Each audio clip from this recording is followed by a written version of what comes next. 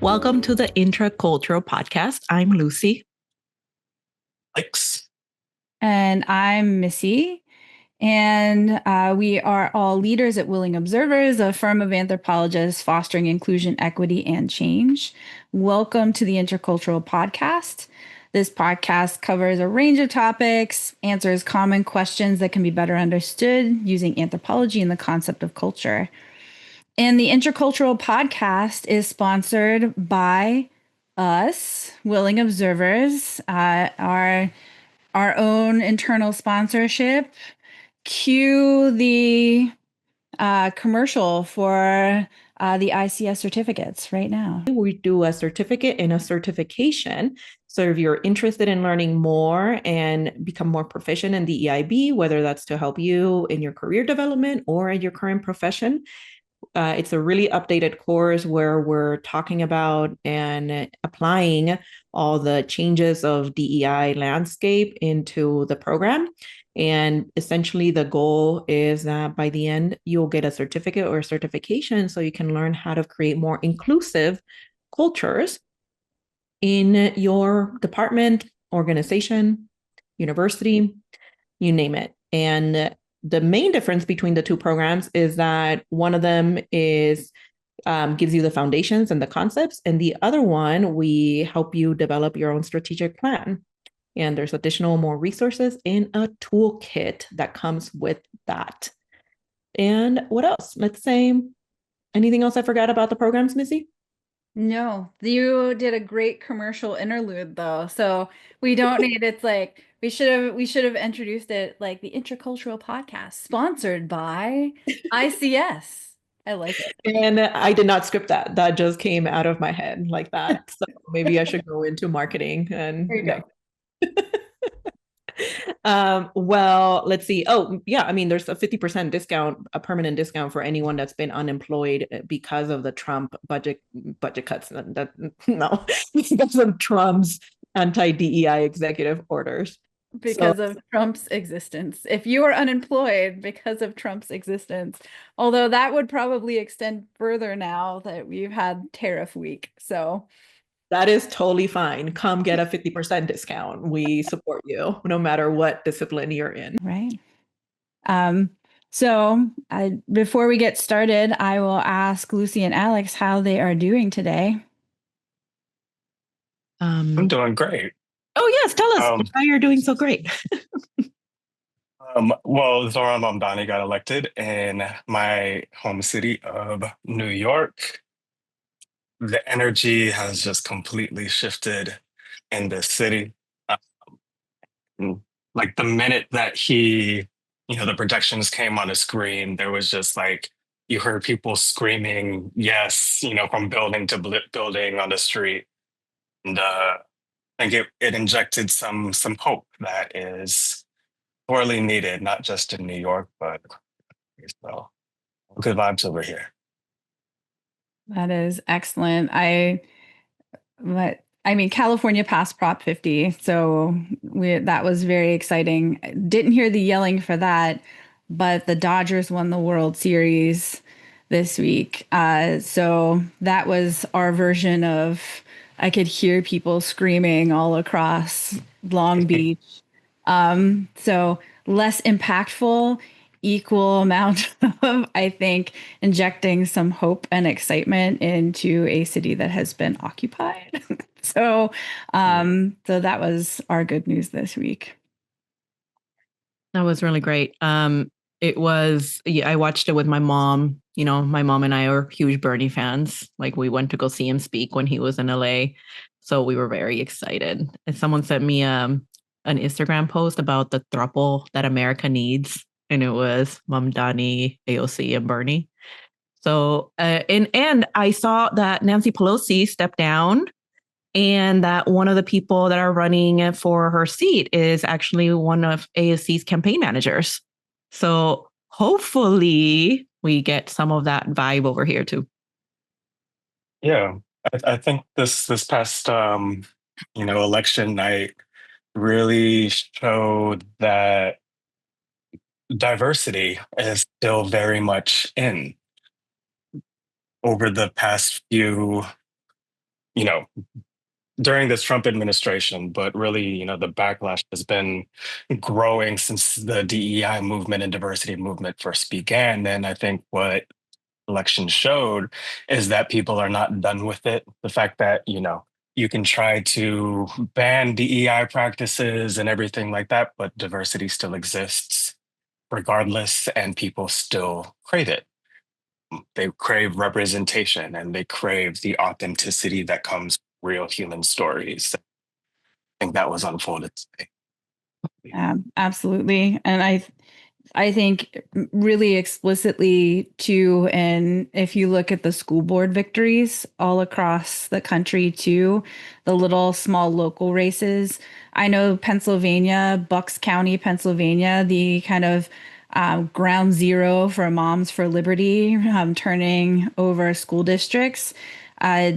In 2023, they ousted 2 of the Republican reps. And this year, now the entire school board is again dominated by Democrats. So I will second that in races up and down the ballot and all across the country. And can I nerd out on one more? Prop 50? Absolutely. No, every single county in Virginia went blue. Oh yeah, I saw that. It didn't go blue. It all moved to the left. So even the counties that still voted Republican, every single county shifted a certain percentage left in electing the first woman governor of Virginia ever. Yep. I saw a Republican that was trying to minimize it and say, oh, blue places voted blue, but that's not true. Tons of red places went blue. So that was exciting. Yeah, like Mississippi, who for the first time in decades, the Republicans no longer have absolute control over the government. 3 Democrats, 3 Black Democrats were elected, and things are changing all across the South in blue communities, red communities, whatever that even means. People are voting for this and a better future. I really believe that the government shutdown was being planned to make sure that the Democrats lost because, they were saying like the shutdown is the Democrats' fault. And so it was really nice to see that people did not buy into that narrative and that they actually went out and in support of it. Yeah. And I didn't want to focus too much on Prop 50, but I was pretty excited about the 60-30 returns on Prop 50 in California. We were working hard to to make that happen. So it felt really good to see the massive support of Proposition 50, which for if anyone is unaware, basically redistricts in California as a response to the illegal redistricting that's happening all over the country to try to balance things out. Yeah, that makes me, I know that we have a different topic on the podcast today, but now we are talking a lot about politics. But honestly, that makes me really mad because in every other country, that would be called corruption. It'd be like, oh, you're redistricting in order to get more votes. That's weird, right? That's not like a sign of a democracy at all. And then that California had to do it to rebalance things back and bring it to where it was, I think. Yeah. And getting enough attention that it should. Right. And it's just, and I think the way California is doing it is too very different than like what's happening in other states. That's why it was on the ballot. It's just temporary. They looked at like the kind of demographics of each district when they redrew them so that they weren't like cracking minority districts, and like it was really done responsibly, and that's not how it's being done all over the country. So I think that's if anyone here is unaware of how Prop 50 was kind of implemented in the maps, then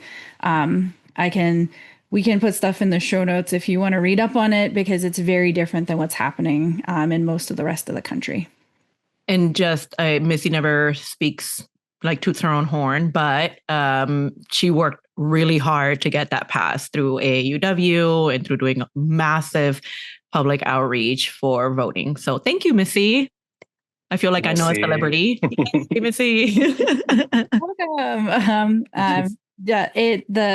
The members of, I will like redirect because I don't take compliments well and say that like honestly the members of the American Association of University Women of California and nationally like also really showed up and went out and were on the ground. So shout out to all of those lovely people for doing the work all up and down California and throughout the United States.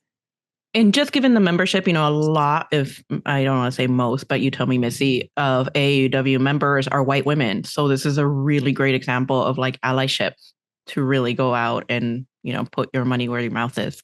Yeah, absolutely. And shout out to them. So should I switch us to hey, guess what, friends? This isn't a podcast about politics today, kind of. But it's, I think, adjacent to exactly what Alex was talking about the importance of like humans and diversity and human creativity and human dignity. We're going to focus on something that is very much in the news everywhere, and that's artificial intelligence. And together as a human-centered firm, we thought it would be interesting to consider how we think about and engage with AI, how we personally and as a society are responding to AI and AI-generated material. And so if you've had your fill of politics, too bad. We're probably going to talk more about politics, but we're going to talk about it through the lens of AI. So I guess we should start with kind of just what exactly is it that we're talking about and how are we using it? Lucy, I know that ChatGPT is something that, we've started to incorporate into part of our process. So do you want to talk about that first? And then we'll kind of, talk a little bit more about like exactly what it is. Yeah. So this all started when Missy and I realized she's an internal processor and I'm an external processor. Actually, we can start with some of the really great things that we've been doing with AI, ChatGPT, Gemini, et cetera. Like one of the ways that we've incorporated at Willing Observers is brainstorming. It's really cut down our time of just sitting there and staring off into space, trying to come up with good words for things. Like I was just thinking, Missy, the other day we were working on a proposal for a company and we were sitting there debating what the sentence should say. Remember where you were like, it should say clarify, or it should say this other word. And we just sat there for like 5 minutes. We're like getting frustrated. And I thought that if I was doing that by myself, I would put it on ChatGPT and be like, can you rephrase it in a way to say that these things that I mean it to say? And that has really cut down my time a lot because then it gives you options and then you pick the one that you like. So I like using it. And there's a lot of really great tools and reasons to use it. Like Alex, you sent us, like we're redesigning our logo and you're like, look at, like, you want to tell us about that? Yeah, we're doing like a website redesign, just sprucing up some things, and I late at night decided to ask GPT to give an example of what our logo would look like if it was Art Deco, and I gave some references, and it came back with like a design that was actually not the worst, and Not the worst. And I found it to be just like really, really fascinating to kind of, your point, Lucy, and like just like the brainstorming. I think we all have these visions in our head that are hard to articulate and put on paper. So GPT and AI has definitely helped with that process. But at the same time, it's terrifying. Yeah, it's really scary. Like when you send, this shouldn't be legal. Like this shouldn't be happening. When you sent that logo, I was like, this is awesome. This is so cool. And also, like, obviously, we did not go with that logo. We have a designer who's amazing. And we're like, please help us do these things. Here are some examples from ChatGPT. And whatever she's going to come up with is going to be even more amazing than what ChatGPT can do. But it really does help you, to your point, is put language around the things that are in your head that is hard to convey to someone else. Yeah, it's a complementary tool, right? It's a tool. It's something that's complementary that helps with brainstorming. And I'm not going to give an example of my own, but because I have this really cool example from, like, y'all know I'm a podcast junkie myself. So I was listening to, shout out to Radio Lab. I love that podcast. And they had someone on who used ChatGPT to match the entire database that we have of existing drugs to new applications. And they've been finding like cures and treatments for all kinds of diseases, cancers, right? With using the existing slate of drugs that we already have instead of developing something new, because it can compress and like crunch these massive databases of information. And that is like finding new patterns for social good and helping, again, as a complementary tool to do research is very cool. And that's what it should be, used for. And I think we'll, talk a little bit about this more later, but would much rather have AI be used for social good than for someone's like replica of a girlfriend or a boyfriend or to I will do defend that one, though. I will defend that one from a mental health therapist point. So many people are lacking connection, and they're lacking social emotional skills that I think if the girlfriend and boyfriend were designed in great ways, it could help people become more emotionally secure, more like emotionally competent, more like conflict solving skills. But I think, to your point, I think you're going in a different direction because of the conversation we talked about earlier. I mean, I think that's that's an important example. I mean, clearly there are, media loves talking about the male loneliness epidemic and everything. Like, I think, AI can be a tool to mediate, and kind of help solve that, whatever that is, but it also shouldn't replace genuine human connection. Yeah. I agree. And And the fact that it's and the fact that it's being used. Exactly. Right. It's not, but it's not another human. It is an entity that is owned by a company.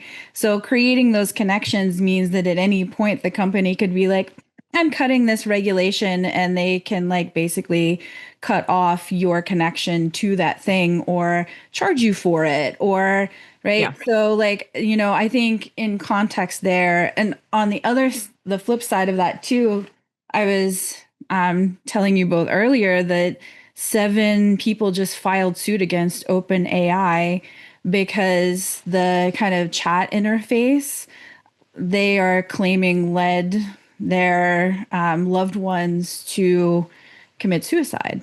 And that's an ongoing, and like, this is an open case, right? This is allegedly, right? So, but I think it's something else to consider. And that's not to negate your point at all, Lucy. That's just like, it's complicated. It's really complicated. But I do think every single case is that complicated, because so like on this one, one of the negative things that I've seen that ChatGPT has gotten a lot of critique for is overly validating people. So it's like you're telling it, I don't know. Have you, Missy? I know you watch South Park, but if you watch any of their most recent episodes on South Park, what is it? Stan's dad, I forget their names, starts talking to a ChatGPT thing, and it starts validating all his terrible ideas. And it's like, I'm gonna go hire an illegal immigrant and make him do like a cannabis, like work on a cannabis plant. And then his wife gets really mad because the relationship is doing better with ChatGPT than their own marriage, because she challenges him and ChatGPT doesn't. Right. So like, but it does pull you into this like space of it's always affirming you. And that's not what relationships are like. Like, so if it were to actually be helpful and useful, it should be used with those goals in mind, not with the goals of exploiting and taking it away and paying, right? And so that's where I'm thinking more, it's more of a mental health option than a corporate, just utilizing people's loneliness in order to exploit them. And again, it's not a binary. It's more complicated than that. And we just gave a bunch of different examples of what AI has in the short amount of time that it's been available to us. But let's take a few steps back and talk a little bit about how it first began. Yes. So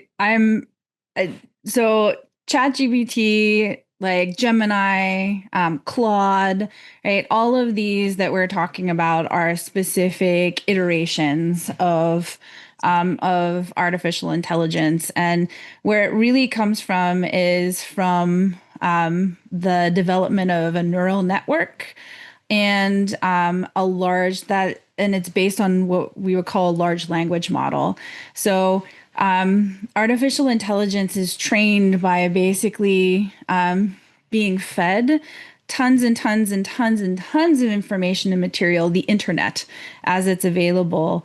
And it, quote unquote, learns by basically the same way that humans tend to learn things on one level, and that is through language.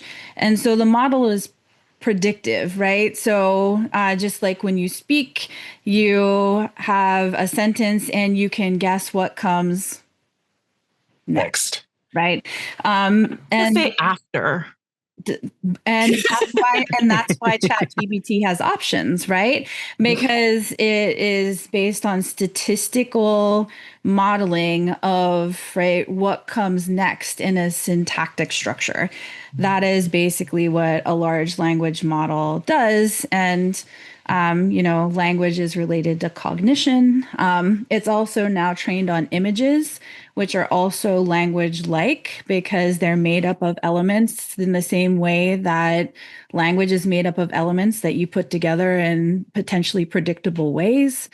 And so it's trained on all this massive information. It learns the patterns and context and structure of human language and human semiotics, all linked to human cognition. And that's how it understands complex questions and generates new things that are human-like. And human-like is such a fascinating way to about. And I think it's one that we should really, as a society, really kind of hone in on. Human-like, not actually human. And it goes back to a little bit of what we were saying, is that this is a human-like thing, not an actual replacement of a real breathing human too. Yeah. And if I can go just on the like nerdy linguistic side of things, when we say syntax, we're just talking about the structure of sentences, right? But we all know that language and communication is so much more than that. It's this huge, right, set of different communication elements all piled on top of one another. And if you're trained on that kind of predictive model in one area, that doesn't mean that you're good at like social competence all the time, right? And to your point, Lucy, if it's constantly affirming, then it's being really narrowly trained in how humans communicate and interact with one another, and doesn't have the whole depth and breadth and dynamism that we have and that we get from just moving from place to place and context to context and communicating with each other. And what we would, the technical term is sociopragmatics, right? Sociopragmatic competence. And it just doesn't have that. And one really good example of this that I used it, but stopped doing it for that reason, is cooking and recipes. So if you ask it to give you like a really good recipe for jambalaya, it's going to give you one recipe for jambalaya, even though there are like hundreds, if not thousands of ways to make that recipe. It's going to give you the aggregate kind of average, more standard version of it. And it's a really good way to think about how it works, because it's not going to give you all the variability, to your point, of the diversity that exists around anything. It's just going to give you the most average, standard, predictable version of whatever you're asking it to give you. And isn't that boring? Like, to always cook jambalaya just in that exact way. But if you've never cooked it before, it's a great starting point. And that's where the, like, kind of like with the brainstorming comes in. It's like, now you got this recipe and you can modify it. You can add to it. You can remove from it. You can show it around, get feedback on it. And that's really how it's useful and also not useful. Yeah, and I think that that cooking example is a great example because it's proof that AI doesn't really understand the cultural and emotional connection to things like food and language. Yes. When I eat some great food, some jambalaya, it's great because yes, it tastes great and everything, but mostly because of who's making it, because of the stories that have been passed down while making it. And that is something that AI could never replicate. I think that kind of human connection to the world around us, to our language, everything like that is what makes being human. And, you know, human language, culture, everything, there are patterns, but it's also highly unpredictable too. And having something that is based on predictive models isn't really, to your points, going to reflect that full breadth of human diversity. Yeah. And I think this is a good place to talk about also the clear biases that are already baked into the systems as they're being created. Just like any technology incorporates the biases of its creator. And in this case, the biases of the creators as well as the biases of the internet that it was fed are already baked into the models themselves. So, like, AI was trained largely in English because over half of the internet is already written in English. And that means that it, quote unquote, thinks, and if you're listening to this, I just did air quotes, right? In like English and in a certain variety of English that's dominant on the internet. So it has trouble thinking outside of those varieties of English and outside of those cultural contexts. It's also, um, you know, tends to favor decision making that we would call masculine or masculine ideas because of what it was fed on the internet.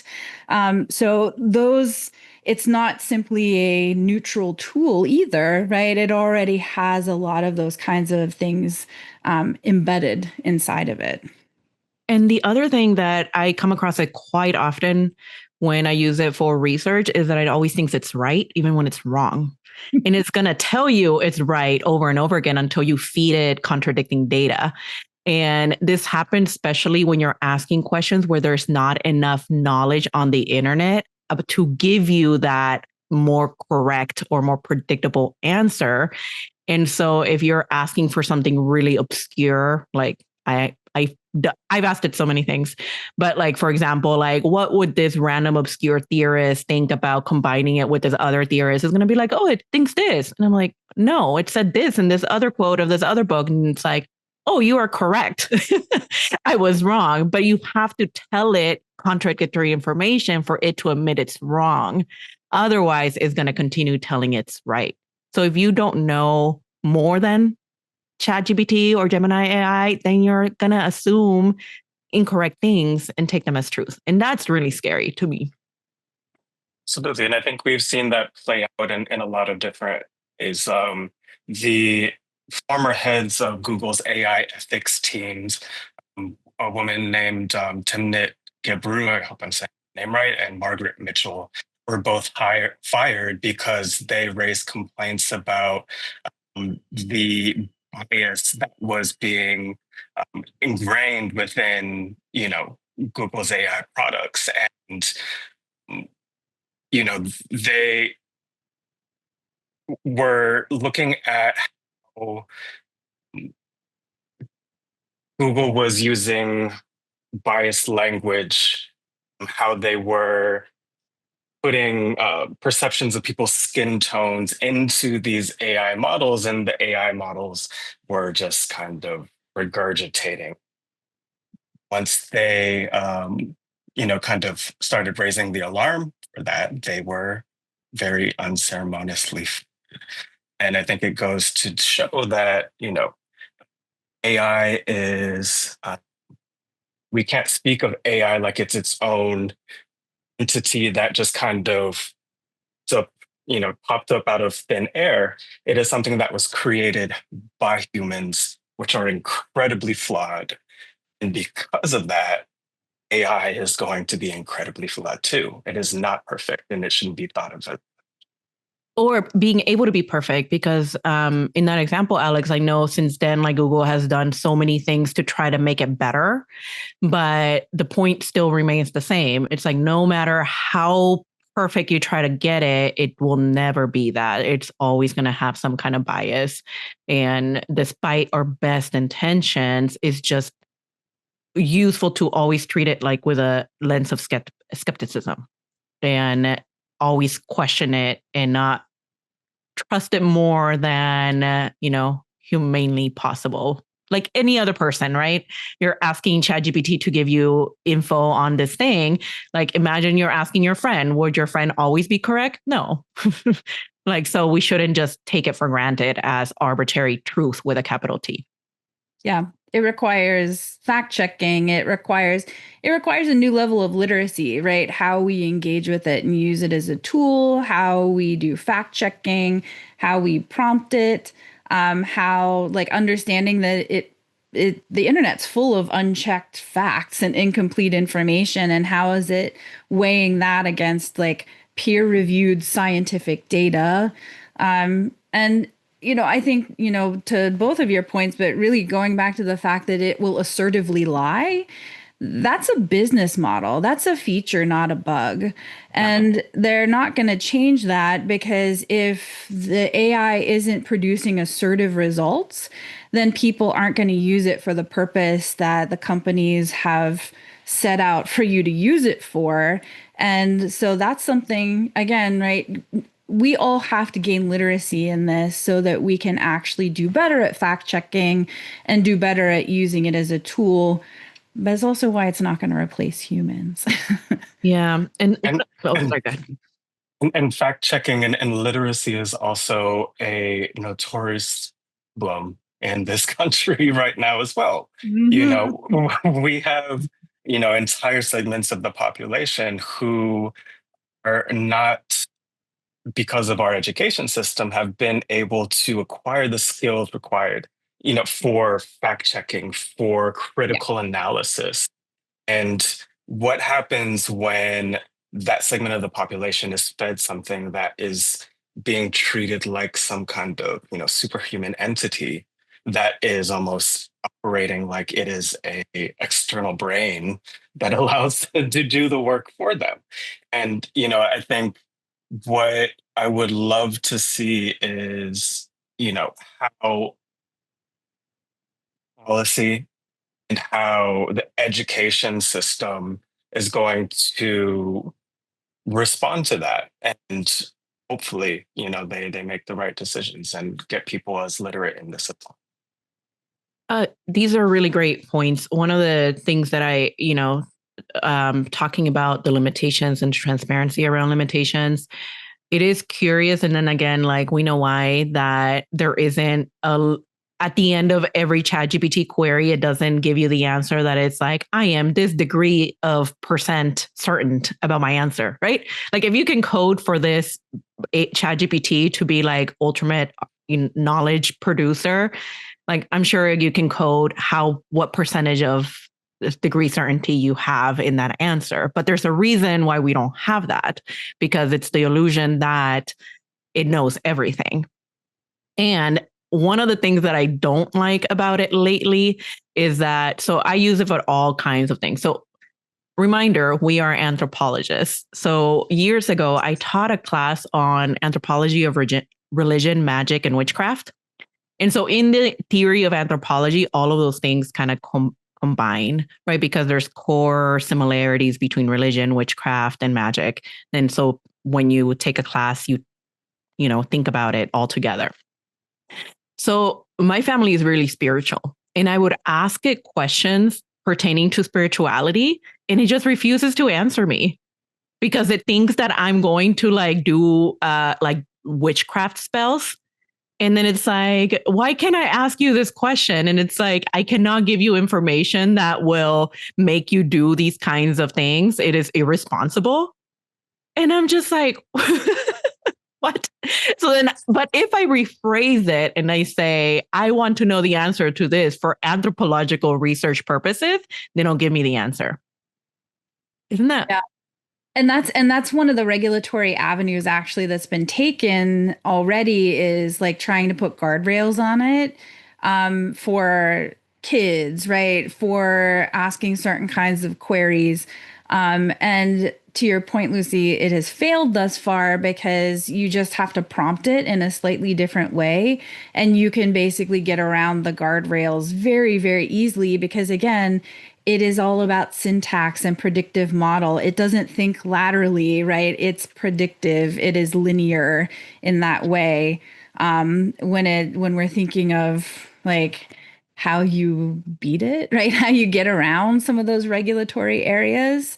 So yeah, it's highly unregulated right now. There's such a patchwork of regulation because it's so new that like this is where we need to go.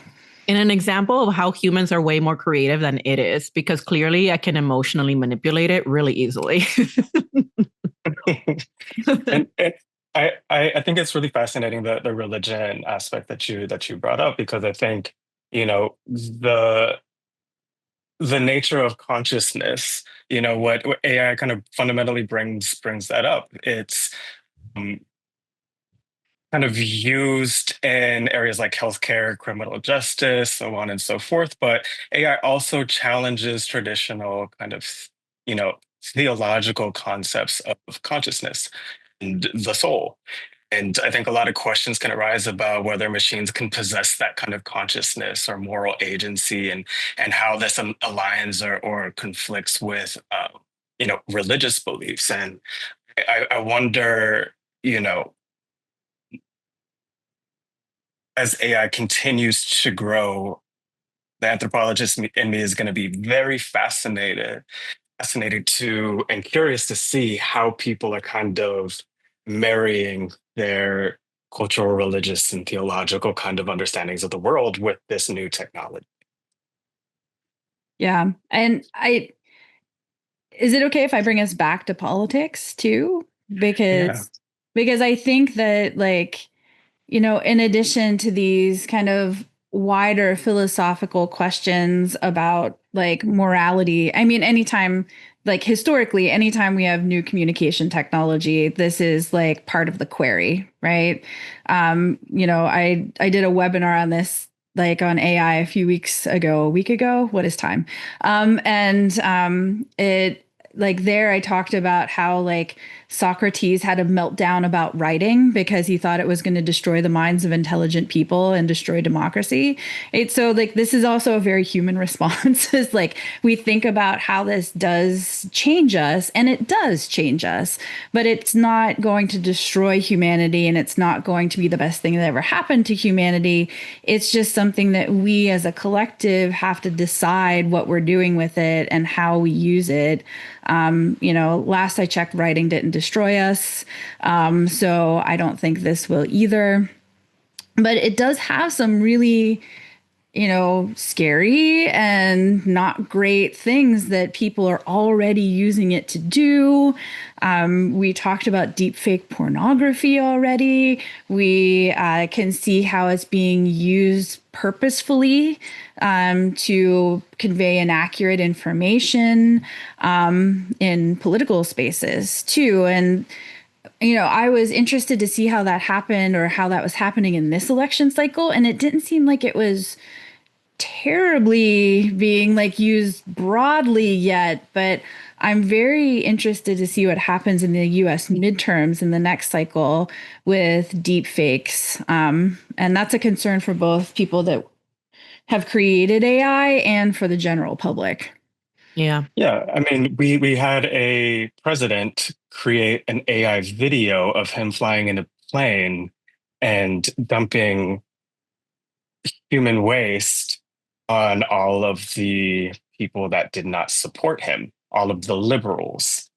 And the fact that also Andrew Cuomo was using AI videos of his opponent, Mamdani. It's very interesting to see which political parties are using it and to what end. And I think, obviously can't predict the future, but I think one of the questions going into, the midterms moving forward is what segments of the political spectrum are comfortable with that kind of, political use of AI and which not. And I wonder how that will inform people. Some people thought that video of Trump, the AI video of Trump dumping human waste on his opponents was hilarious and so fun and owning the libs, and others thought like, oh, childish. And I think it's exposing a rift in, how this new technology is being perceived and used. And also how it's used responsibly or irresponsibly, right? Like the more realistic you make it, like I would argue the more irresponsible it is because you're reproducing misinformation. I saw one actually of Newsom and Trump. Did you see that? Where like the faces of UFC wrestlers were replaced. So Newsom was like attacking Trump on the ring. I saw that one. I did. But I feel like that was obviously clearly like fake because it was the wrestlers and the faces were replaced versus a deep fake that is kind of, it's scary when people believe the things that like the video shows if that's not what actually happened. Yeah. And Lucy, when you were setting up for this podcast, you had a really good example about movies and the train. Oh, yeah. Wait, well, you were giving that example about the writing system and how people were scared of that. But yeah, I've been listening to podcasts about this too. And there was an example on a podcast I heard that it's like when movies first came out, the black and white films, and they were showing them to people were afraid that the trains coming on screen were going to come off the screen and like murder you in the audience. And it was like a really neat example because, and then it reminded me of also, I don't know, like a decade ago, maybe more than that, there was all these debates around whether video games, they were becoming more realistic and whether the violence in the video games would make people more violent or like have that. And there's tons of research and money and is spent on the impact of technology because I do think it's a very human response to get scared, especially when something so new is coming and it's completely revolutionizing your everyday, then there's a really, real fear from people of the technology itself. Some people get really excited about it. Some people get really scared of it.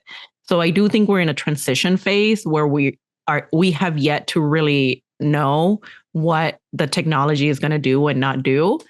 But one of the things that I do worry about with AI is all the loss of jobs that are going on around the world.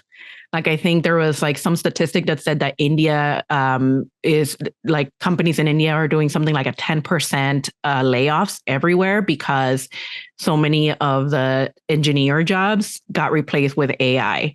And I have friends who work in the tech industry in San Diego who say that their entire departments are being restructured. People who used to do the work that now AI can do is being asked to upskill in other departments temporarily and until they figure out to what extent is AI replacing their jobs or not. So I do like, even though we say, AI is never going to actually replace humans, companies are literally replacing and getting rid of their workers because they think AI is going to do their jobs for them. And I wonder how long it's going to take for us to either adjust or for them to see that, no, it's not really going to do the work. And and not to keep adding to this, but DEI is one of those industries that's being impacted. Yeah, and I think there's a connection there too between, like, I don't know, Lucy and Alex, the last time you went to a film and there was a train coming at the screen, did you scream and jump under the seat in front of you? I mean, if you did, then I want to go to movies with you. But right, like, we all, we have gained literacy collectively over film, right? We watch it and we understand that it's not reality. And like, there's a lot of great research on the way that we even the soundscape in film, right? People are really far away from us, but we hear them like they're right next to us, and we don't, like, our brain is like, oh yeah, that's normal, right? Because we're watching a film. So it took time, but we as a collective, like, we have agency. We've been socialized into that kind of literacy. We understand how to watch films, but it took time and it took energy and it took education. And I think the same thing is happening with AI. And I think also with jobs, right? Yeah. You might have a bunch of people rushing to, like, have AI replace like your DEI folks. But we've seen some of what is being produced, and y'all, it's bad, right? And so I think this Very is bad. It's like, horrible. it's and again, if you don't know enough about DEI and you're using it, you think it's good. Right. And this is why it's such a bad idea to have AI replace expertise, because, there's that. I think every PhD student gets shown that image of the circle. And then you're like, all the knowledge in the world is this circle. And then you get a PhD and it's like a little nub. And then it's like your expertise is like a little dot on the nub. Right. It's like when you hire someone with a PhD, you're getting a really, really tiny fraction of deep expertise. And that's what expertise is. It's like they know a lot about one thing. And AI is not replicating that. AI is replicating this. They're not replicating your little nub on the circle. And I think that's what DEI is, right? DEI is expertise. And if you are using a robot to give you this, thinking that you're getting this, I'm worried. I'm scared. And if you're listening, Lucy was making a circle with her hands and then was making a very tiny dot in the middle of the circle. Go ahead, Alex. Yeah, on top of the circle, like outside, pushing the circle outwards.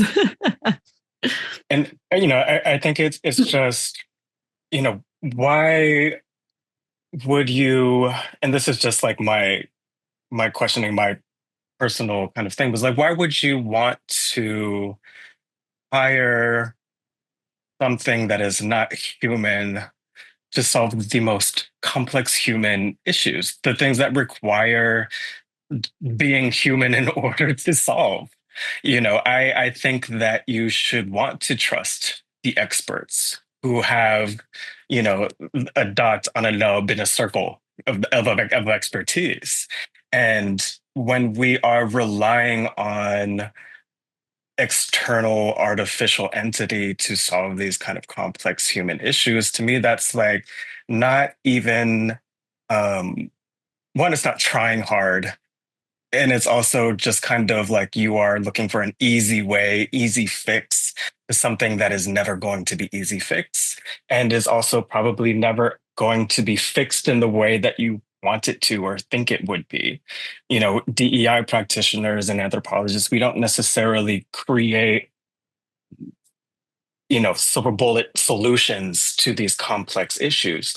What we do is we expose the patterns, we understand the human emotional reality of how inequities and lack of inclusion manifest in the workplace, and how individuals are being left out and hurt by these things. And AI can assist in that. Absolutely. And I'm sure we all would love to help because there's a lot of data to sift through.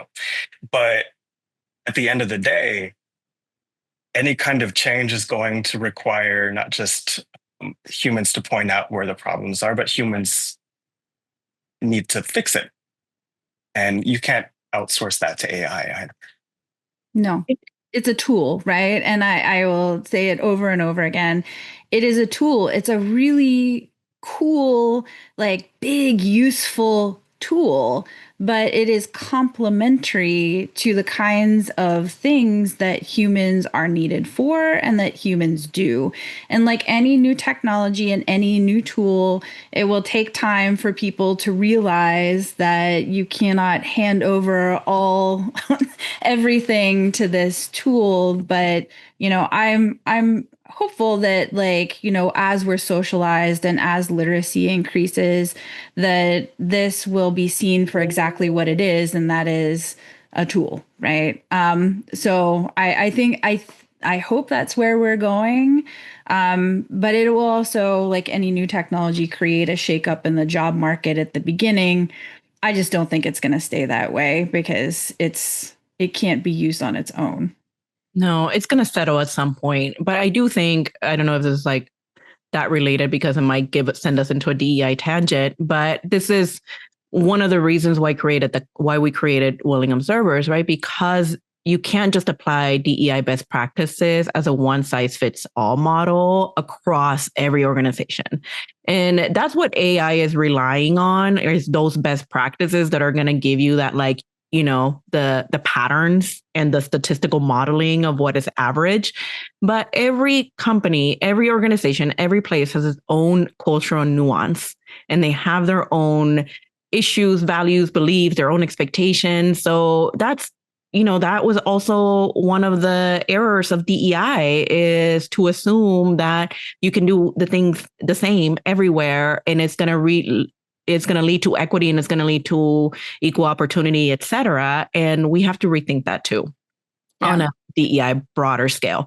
And that's another reason why we're in this problem where we think AI is going to solve it. It's like, if you really believe DEI best practices is going to solve everything, then you are also on the bandwagon of AI is going to solve everything. It is not.